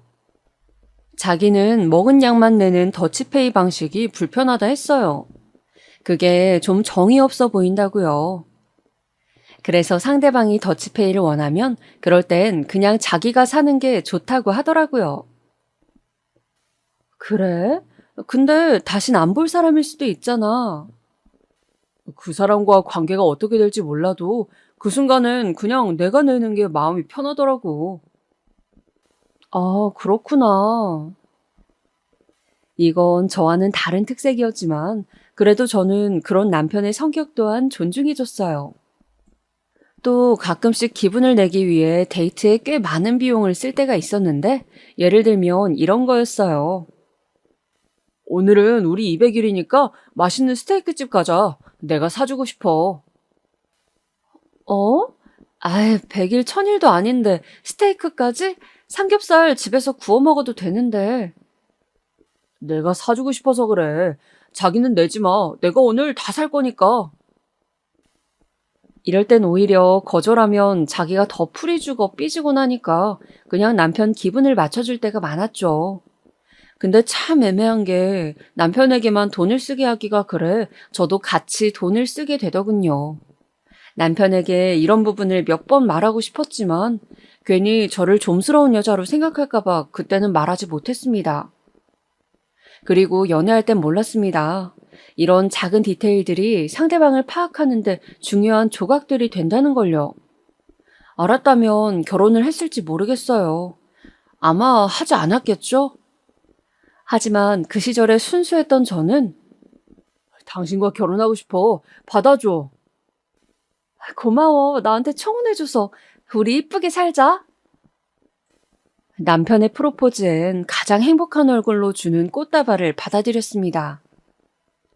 우리 애는 몇 명 낳을까? 당신은 저번에 1명 정도가 좋다고 했으니까 나 한 3년 뒤쯤 그때 회사 자리 잡고 천천히 계획해볼까? 그나저나 우리 신혼집은 어디로 하지? 하루에도 남편과 종알종알 이어질 신혼생활 이야기를 나누며 행복해했어요. 허나 결혼 전에도 마음에 조금 걸리는 부분이 있었습니다. 시댁 식구들을 만났는데 남편이 말하던 것과는 조금 분위기가 달랐거든요. 남편은 분명 시부모님이 엄청 절약하시는 분들이라 했는데 일단 집안 자체가 굉장히 화려한 소품과 인테리어들로 가득 채워져 있었거든요. 거기다 시어머니는 집에서도 명품 로고가 박힌 옷을 입고 계시더라고요. 문득 내가 온다 해서 이렇게까지 준비를 하신 건가 하는 생각이 들었죠. 어서 와요. 여기까지 오느라 고생 많았어요. 뭘 이런 걸 다 사왔어요. 다행히 긴장했던 거와 달리 시어머니는 온화한 인상으로 절 맞이해 주셨습니다. 그렇게 그날은 별일 없이 무탈하게 잘 넘어가는 듯 했어요. 하지만 결혼식이 끝나고 문제였어요. 시어머니는 저희 부부가 빌라에서 산다니까 대번에 그걸 마음에 안 들어 하셨죠. 빌라에 산다고? 아니, 내 아들은 평생 아파트에서만 살았는데 불편하지 않겠어? 엄마, 요즘 빌라도 신축 빌라 잘 되어 있는데 얼마나 많은데요. 우리 좋은 곳 들어가니 걱정 마요. 아유, 그래도 아니다. 내가 그냥 돈 다는 아니더라도 조금은 보태줄 테니 아파트에서 살림 차려라. 아니에요, 어머님. 그렇게까지 안 해주셔도 돼요. 맞아, 엄마. 우리 이미 계약까지 다 했어. 이미 결혼식 할 때 돈 많이 보태주셨잖아요. 남편이 넘어가려 하긴 했지만 시어머니는 아파트가 아닌 곳이라는 거에 상당히 불만스러워 하셨습니다. 그러면서 대뜸 이러시더군요. 사돈 쪽이 잘 살았다면 좋았을 텐데, 아휴. 순간 저는 제가 잘못 들은 줄 알았어요. 갑자기 저희 집 환경을 지적하시는데 조금 당황스럽더라고요. 여기서 제가 반박이라도 했다면 좋았을 테지만 이미 한번 직장의 트라우마로 아직 낯선 사람 대하는 건 조심스럽고 무서웠던 터라 그냥 입을 굳게 다물고 있었어요. 하지만 남편 차를 타고 집에 돌아올 때까지도 기분이 좋지 않더라고요. 그때 문득 그 기억이 떠올랐죠. 저희가 처음 시부모님을 뵈러 갔을 때 제가 방석에 앉자마자 한 질문이 말입니다. 그래, 아버지가 없으시다고? 아, 네. 아이고, 엄마 아래에서 자랐으면 사는 환경이 많이 편치 않았을 텐데 고생 꽤나 많았겠구나. 그럼 밥은 제때 먹고 큰 거니? 시어머니는 제가 자라온 환경을 마치 굉장히 불우한 환경으로 보신 건지 그런 말씀을 하시더군요. 사실 환영 인사나 안부 인사가 먼저인데 그렇게 호구 조사를 들어가니 이상하다는 생각은 들었지만 저를 염려하시는 말투여서 그럭저럭 넘어갔어요. 어른들이 그냥 하시는 말씀이라 생각했죠. 하지만 시댁살이는 그때부터 본격적이었습니다. 시어머니는 저희 신혼집을 일주일에 한 번씩, 2주일에 한 번씩 방문하셨는데요. 그때마다 꼭 집안 냉장고를 열어보셨어요. 저야 워낙 절약하고 사는 사람이니 배달 음식도 웬만하면 자제하고 집에서 주로 만들어 요리를 내놓았어요. 혹여나 시킨 배달 음식이 많이 남으면 그릇에 옮겨 담아 랩으로 감싼 뒤 잘 보관해 놓았고요. 근데 어느 날 시어머니가 냉장고에 있던 치킨을 보시곤 화들짝 놀라더라고요. 너 이건 뭐니? 아유, 이거 왜 안 버리고 냉장고에 묵혀놨어? 아, 엄마, 그거요. 저희 어제 시켜 먹은 거예요. 많이 남아서 오늘 데워 먹으려고요. 뭐? 아니, 그게 무슨 청승이니? 네? 저는 그게 아니고. 이깟 치킨 얼마나 한다고 끼케야 2만 원짜리를 남았다고 무슨 냉장고에 넣어놔. 당장 싹 다 버리렴. 시어머니는 조금 심할 정도로 세게 말씀을 하셨어요. 그러면서 아니, 너 이런 거 먹으면 건강에 안 좋은 거 모르니? 배탈이라도 나면 어쩌려고 하루 지난 음식을 먹여. 그것도 배달 음식을. 넌 모르겠지만 내 아들은 장이 약해. 라고 하더군요. 순간 갑작스레 혼이 나니 저도 당황스럽고 민망하기도 하더라고요. 그래도 일단은 버리라 하시니 서둘러 음식물 쓰레기통에 갖다 버렸습니다. 허나 그 이후로부턴 시어머니는 신혼집에 오실 때마다 불이 나게 달려가 혹시나 남은 배달 음식이 있는지부터 살피셨어요. 솔직히 말해 저는 이해할 수가 없었어요. 떡볶이 넉넉하게 시켜 남으면 다음날 아침에 먹을 거 없을 때 간단하게 먹고 갈 수도 있는 거 아닌가요? 주변 동료들 봐도 많이들 그러던데 이게 왜 문제라는 건지 어머님이 너무 예민하신 것 같았어요. 그런데 어머님뿐만이 아니었습니다. 남편에겐 결혼 안 한 시누이가 있었는데 그 시누이가 정말 얄미운 성격의 사람이었어요. 마치 저를 왕따시켰던 그 직장 동료를 연상시키는 사람이었는데요. 명절날 어머님에게 저희 사는 얘기를 전달받았는지 저와 같이 요리를 하다 이런 말을 꺼내더라고요. 언니, 엄마한테 엄청 혼났다면서요? 아니, 근데 그거 진짜예요? 배달 음식 며칠씩 먹고 그래요? 엄마가 그러는데 언니는 외식도 거의 안 한다면서요. 둘 다 직장인인데 어떻게 맨날 집밥 만들어 먹고 그러고 살아요? 너무 재미없겠어요. 아, 그거요? 아니에요. 저희는 집밥 먹는 게 가장 좋아요. 저희 둘 다 요즘 업무가 바쁘지 않아서 시간도 괜찮고요.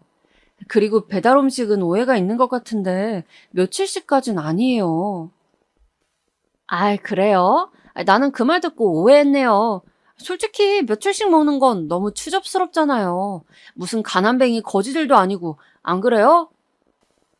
그런가? 난 잘 모르겠네. 내 친구 중에도 언니 같은 사람 있어요. 저 같은 사람이요? 네, 돈 안 쓰는 애요. 걔는 돈을 벌어도 잘 안 써요. 나는 처음에 그게 너무 신기하더라니까요. 아니, 물건 사는 재미 없음 무슨 재미로 살아요? 사람이 돈 쓰는 재미로도 살아야지. 너무 고리타분해 보여서 친구 관계 끊어버렸어요. 친구하고 싶지가 않더라고요. 뭐랄까, 정이 떨어진달까? 뭐라 해야 할지 모르겠더라고요. 거기다 신우이의 말은 마치 은근히 저를 겨냥한 것처럼 보이기도 했으니까요. 그래도 그때는 그냥 자기 친구 얘기겠거니 넘어갔죠. 근데 정도가 점점 심해진 것이 어머님과 시누이와 함께 요 앞에 시장에 잠시 장을 보러 갔는데 거기서 옷 장사하시는 아줌마 앞에 대고 대놓고 이런 말을 하더군요. 아니, 대체 이런 품질의 옷을 어떻게 젊은 사람들이 입으라고 떡하니 매대에 깔아놓는 걸까요? 아가씨, 입는 사람들도 있으니 팔지 않을까요? 언니도 참, 이런 옷은 완전 나이 든 할머니나 입는 옷이죠. 안 그래, 엄마? 새언니가 뭘 모르네. 새언니 설마 이런 데서 옷 사 입으세요? 네? 저는 그냥 가끔 가다 사요. 어머, 정말요? 웬일이야? 대단하다, 대단해. 딱 봐도 너무 촌스러운데? 제가 보기엔 그냥저냥 괜찮은데요? 사실 난 옷 보는 안목이 별로 없어서 그냥 아무거나 보이는 거 걸치는 편이에요. 예, 남편도 있는데 너무 이런 옷만 사 입지 말아라. 절약하는 건 좋은 거야. 그걸 뭐라 하는 게 아니라 너도 젊은 앤데 좀 꾸미기도 해야지. 남편 시선도 생각해야지. 생각해보면 아가씨와의 대화를 조용히 듣고 있던 시어머니의 말이 더 충격적이었던 것 같아요. 남편 생각해서 꿈이라니 그게 무슨 말일까요? 그러더니 시어머니는 갑자기 저를 끌고 근처 백화점으로 가려 하더라고요. 여기 있는 옷들 오늘 할인한다. 여기서 괜찮은 옷들 몇 벌 좀 사라. 어머님, 저는 집에 옷이 많아요. 다음에 살게요. 아유, 지금 아니면 언제 살려고. 돈 아까우면 내가 사줄게. 그러니 사라.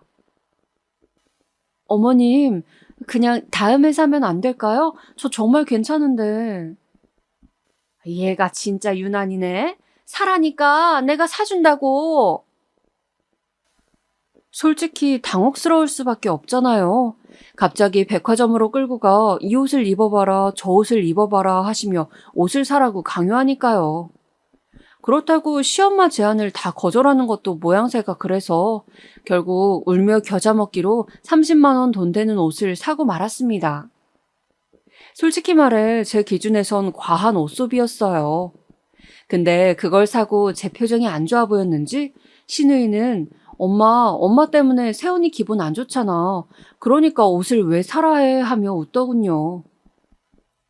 무슨 너 오늘 나 덕분에 옷다운 옷 건진 거다. 이런 비싼 것도 가끔은 입어줘야지. 내 아들 체면도 있다 너. 저도 알아요. 비싼 옷을 사면 그만큼 오래 입을 수 있고 나름의 장점도 있다는 걸요. 하지만 저는 계획형의 사람이에요. 한 달 지출을 먼저 계산하고 옷에는 이 정도 투자해야겠다라고 생각하는 사람인데 그렇게 빠져나가고 나니 기분도 안 좋고 돈이 너무 아깝더라고요. 심지어 시누이는 제가 환불도 하지 못하도록 택도 다 떼었습니다. 언니 너무 안 쓰면 그것도 청승이에요. 가끔은 쓰고 살아요. 라고 말하면서요. 그제야 저는 이 두 사람이 저를 너무 막대한다는 생각이 들었습니다. 그래서 그날은 남편이 들어오자마자 이런 일이 있었노라 하고 강하게 얘기하게 됐어요. 정말? 엄마가 그랬다고? 아유, 참. 당신 나한테 그러지 않았어? 어머님 검소하신 분이라고. 근데 나한테는 왜 이러시는 거야? 그게 사실은 내가 거짓말한 거야. 뭐? 아니, 당신이랑 사귀려면 어쩔 수 없었지, 뭐. 나도 미안해. 근데 화는 풀자. 실로 어처구니가 없었습니다. 남편은 절 속였다고 하더라고요. 심각한 거짓말은 아니라 하더라도 시어머니가 이런 분인 줄 알았다면 결혼에 대해 한 번쯤은 재고해 봤을 텐데 그 기회조차 안 준 남편이 원망스럽더라고요. 며칠 동안 남편과는 말도 하지 않았습니다. 무례한 시누이와 시어머니로 인해 기분도 안 좋고 곱씹을수록 시댁 식구들이 저를 무시했다는 생각만이 들더라고요. 그러다 어느 날 시누이의 생일날 어쩔 수 없이 시댁 식구들을 다시 보게 되는 날이 왔습니다. 이번에도 시누이는 일주일 전부터 야단법석이었습니다. 일하는 저에게 전화해선 언니, 나 이번에 뭐 사줄 거예요? 나 사실 갖고 싶은 게 있긴 한데 하며 먼저 오늘 띄우더라고요. 뭔데요, 아가씨? 제가 사실 봐놓은 브랜드 시계가 하나 있는데 그게 너무 예쁘더라고요. 제가 사진 찍은 거 보내드릴까요? 네, 보내주세요. 그거 사들고 갈게요. 그 즈음엔 이미 시누이란 사람에게 도가 텄던지라 알았다 하곤 원하는 선물을 사가지고 가려 했어요. 근데 세상에 남편과 함께 매장에 도착한 순간 조금 놀라고 말았어요. 시계가 무려 100만 원이 넘더라고요. 솔직히 가격이 문제가 아니었어요. 신우이는 저와 남편의 생일날 단 한 번도 생일 선물은커녕 기념카드 한 장 준 적이 없는데 이렇게 고가의 선물을 대놓고 요구하니 조금 그렇더군요. 근데 그때 남편이 그냥 사주자. 내 동생이 이렇게까지 갖고 싶다 하는데 대신 이번만이라고 하고 라고 하더라고요. 제가 아까 말씀드렸잖아요. 남편이 다른 사람에게는 아낌없이 돈을 잘 쓰는 편이라고요. 그래서 저도 저희 형편에 큰 돈이긴 했지만 이제 와서 안 사가면 그것도 생일 분위기를 망치는 일 같아 알겠다 하곤 정성스레 포장까지 해가지고 갔습니다. 헐, 새언니, 오빠, 진짜 사온 거예요? 아, 너무 이뻐요. 고마워라. 역시나 신우이는 무척 고마워했어요. 있는 애교 없는 애교 다 떨어가며 제가 짱이라느니 자기는 이런 새언니를 더 복받았다느니 별별 말을 다 하더군요. 그런데 아무래도 계속 이런 고가의 선물을 요구하면 저희에게도 무리가 될 것 같아 조심스레 이야기를 꺼내었어요. 그게 화근이 될 줄 모르고 말이죠. 저 아가씨, 이번엔 아가씨가 너무 원하는 것 같아서 사왔는데요. 다음부터 너무 가격대가 센 선물은 곤란할 것 같아요. 대신 정성 가득한 선물로 준비할게요. 네? 그게 무슨 말이에요? 다음부턴 이런 브랜드 시계 선물 안 해준다는 거예요? 그래, 그게 뭔 말이니? 너 네 신우한테 주는 선물이 아깝다는 게야? 아유, 어머님, 아가씨, 그게 아니고요. 아가씨 나이에 하기엔 시계치고 비싸긴 했잖아요. 차라리 그 돈이면 다른 질 좋은 걸 더 많이 살 수도 있을 텐데. 어쨌든 아가씨도 이제 직장 취업하면 돈 버시니 이런 고가 선물은 아가씨 돈으로 사는 게 좋겠어요. 솔직히 말하면 저희도 조금 부담되고요. 어쩌면 제 말이 조금 셀 수도 있었다 생각해요. 부드럽게 돌려 말할 수도 있었던 걸 고지고대로 이야기했으니 말이죠. 그런데 아무리 그렇다 해도 이어 날아오는 반응이 너무 격하더라고요. 아, 기가 막히네. 아니, 새언니, 내가 뭐 이런 선물 1년에 여러 번 사달래요? 그냥 딱 한 번 사주는 건데 그 정도도 못 해줘요? 아니, 그 정도 능력도 없나? 네? 아가씨, 지금 말이 너무 심한 것 같은데. 예, 말이 뭐가 심하니? 다 맞는 말이구먼. 내가 너 절약하는 건 그렇다 친다. 근데 네 신우한테도 그렇게 돈 거려야겠니? 그래야 속 편하겠니? 아이고, 가정교육을 도대체 어떻게 받은 건지. 제가 완전 돈에 미친 사람이 된 것 같았습니다. 두 사람의 말만 들어보면요. 거기에 이어 시어머니는 제가 옷도 구질구질하게 입고 다니길래 백화점 가서 싹 바꿔줬더니 고마운 거 모르고 저런다며 혀를 차더라고요. 그제야 남편이 엄마 왜 그래요? 우리가 그럼 이 정도 말도 못해요? 나도 내 동생이니 사주라 했지만 솔직히 과하다고 생각했어요. 라며 편을 드는데 도움도 되지 못했어요. 신우이는 급기야 오빠 결혼하더니 진짜 변했어 하며 뛰쳐나갔고 시어머니는 자기 딸 생일이 망쳐졌다며 모든 탓을 저에게로 돌렸습니다. 마치 대역죄인이라도 된 기분이었어요. 제가 뭘 잘못한 건진 몰랐지만 돌아가는 분위기와 상황으로 그랬어요. 엄마, 일단 우리 갈게요. 나중에 얘기해요. 남편이 상황을 마무리해 겨우 집으로 오긴 했지만 오자마자 얼마나 열이 받던지 냉수를 벌컥벌컥 들이켰습니다. 그리고 심호흡을 깊게 한 번 하다 그만 울음을 터뜨렸죠. 여보, 미안한데 지금 나 별로 말하고 싶지 않아. 그리고 저는 방문을 굳게 걸어 잠그고는 친정엄마 생각이 나 전화를 걸었습니다. 엄마는 여전히 집에서 부업 일을 하고 있었기에 바로 받으실 줄 알았는데 바쁘신지 어딜 가셨는지 전화를 받지 않더군요. 어쩔 수 없이 전화를 끊고 그냥 홀로 슬픔을 사겨야 했죠. 그런데 동생이 그 다음 날인가 전화를 걸어왔더군요. 언니, 나 말할 게 있는데 잠깐 집에 올 수 있어? 중요한 말이야. 전화로 하긴 그래. 동생이 이렇게까지 말한 적은 없었기에 저는 일단 친정으로 갔습니다. 마음이 힘든 와중이라 친정엄마 얼굴과 동생을 보니 그것만으로도 좋더라고요. 근데 그때 엄마가 이런 말씀을 꺼내셨어요. 오늘 너를 부른 건 우리가 언제 말해야 할지 시기를 고민하다 이제는 말할 때가 된 것 같아서 말이다. 우선 너무 좋은 일이니 걱정하지 않아도 돼. 무슨 일인데 그래요? 우리 미영이가 전년도에 사업을 시작했잖니? 근데 그게 투자도 잘 되어서 여유 자금이 많이 생겼어. 정말요? 아니, 왜 말 안 했어? 난 그렇게 잘 되는지도 몰랐네.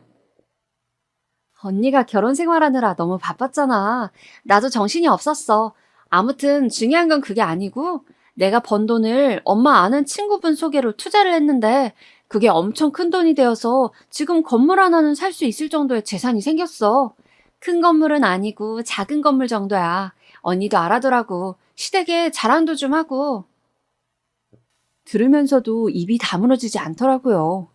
제 동생이야 워낙 저보다 더 똑부러지고 잘난 아이였으니 당연히 뭘 해도 잘 되겠다 싶었지만 이렇게 성공했을 줄 몰랐거든요. 거기다 엄마의 도움으로 그렇게까지 돈이 벌렸다고 하니 너무 놀랐습니다. 그러면서 동생은 저보고 자기 회사에 들어와 일해줄 생각이 없냐고 하더라고요. 언니가 도와주면 너무 든든할 것 같아. 그 말에 저는 뒤도 돌아보지 않고 당연히 그래주겠다 제안을 수락했습니다. 이렇게 가족과 회사를 운영하게 될 줄은 몰랐는데 이런 좋은 일이 한꺼번에 벌어졌으니 신기할 따름이었어요. 허나 저는 이 일을 시댁에도 남편에게도 말하지 않았습니다. 엄마는 동생과 생각이 다르셨거든요. 예, 그래도 돈이라는 게 갑자기 생겼다 하면 사돈께서도 놀라실 거고 사람 일은 모르는 거니 일단 천천히 나중에 말하는 게 어떻겠니? 저도 시엄마와 시누이를 경험한 사람으로서 엄마 생각이 더 맞다고 생각했어요. 제 수중에 이 큰 돈이 생긴 걸 알면 무슨 무리한 요구를 할지 몰랐으니까요. 하지만 그러던 어느 날 엄마에게서 우연히 연락이 왔더라고요. 마침 친구 만나러 가는 길이 사돈댁 근처라 연락을 했는데 집으로 오라고 했다더군요. 그간 딸만 맡기고 엄마가 아무것도 못 해줬잖아. 결혼식도 사돈 측에서 많이 해주시고 이참에 건강식품이라도 사들고 가려고. 아유, 엄마, 그렇게까지 안 해도 되는데 알겠어요. 그럼 일단 그렇게 알아둘게요. 그날 시어머니와 엄마의 만남이 불안불안하긴 했지만 그래도 뭐 별일이 있겠지 싶어 넘어갔습니다.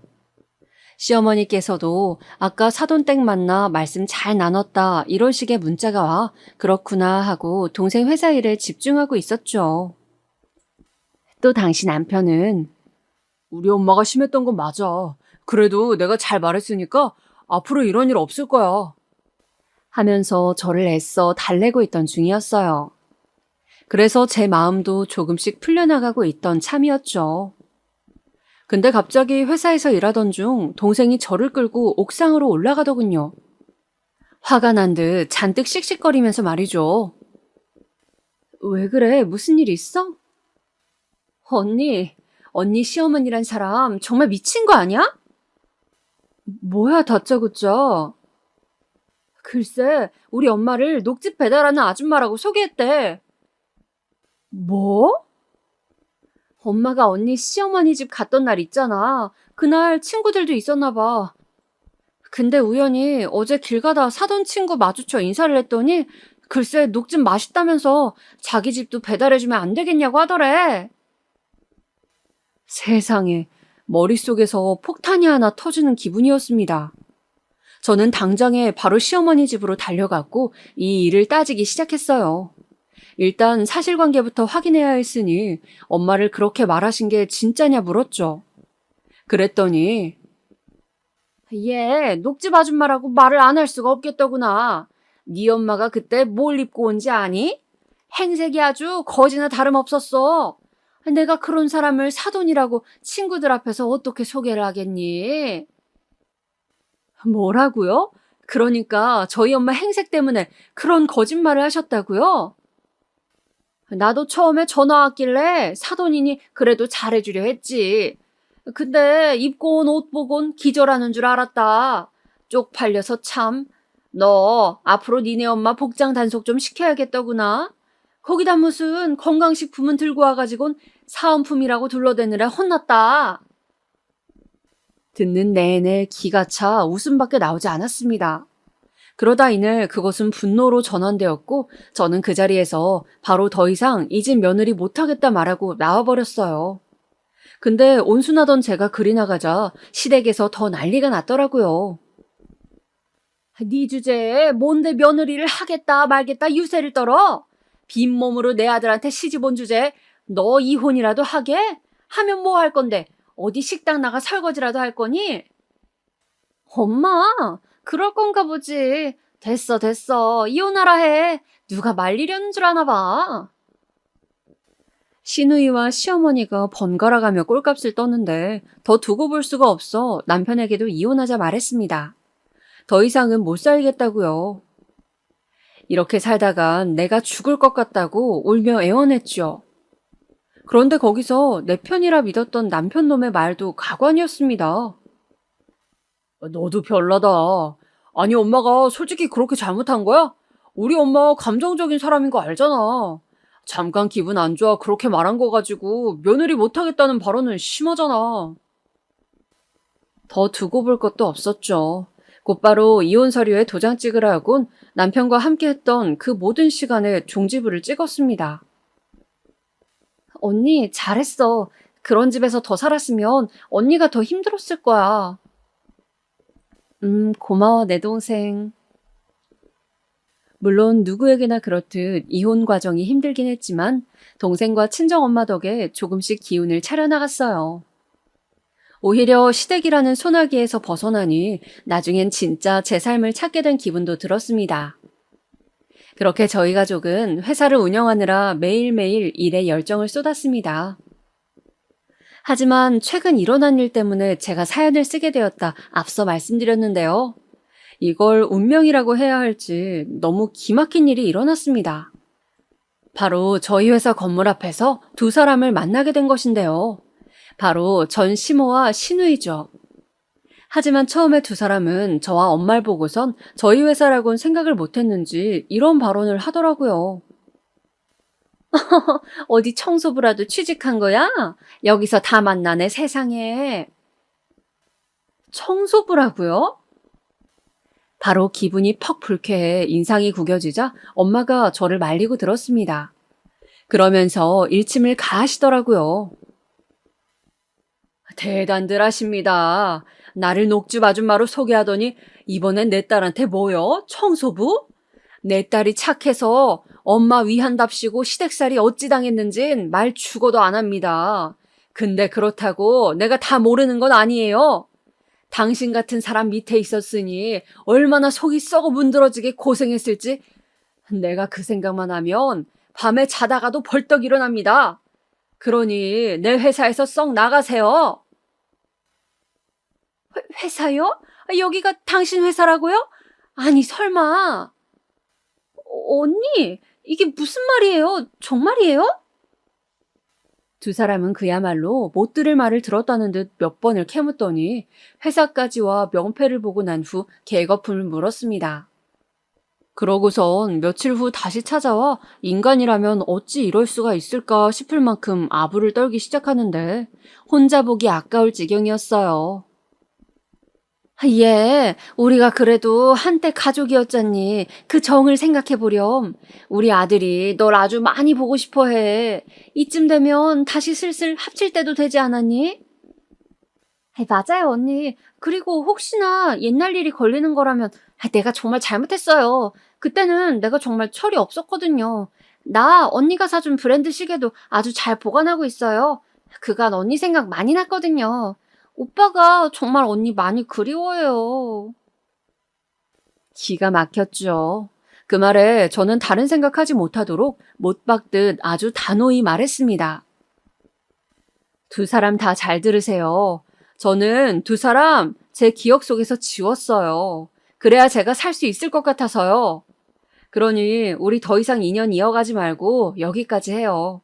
저 찾아와서 비는 짓도 하지 마시고요. 상당히 추접스러우니까요. 저는 그 정도로만 말을 하고선 뒤돌아 일터로 다시 향했습니다. 그날 마음은 복잡했지만 어딘지 모르게 알턴니가 빠진 시원한 기분도 들더라고요. 그리고 맺힌 한도 내려가고요. 여러분들 주변에도 혹시 이런 악역들 있으신가요? 그렇다면 부디 상처받지 마시고 잘 해결하셨길 진심으로 바랍니다. 이야기 들어주신 분들 모두 복 받으셔요.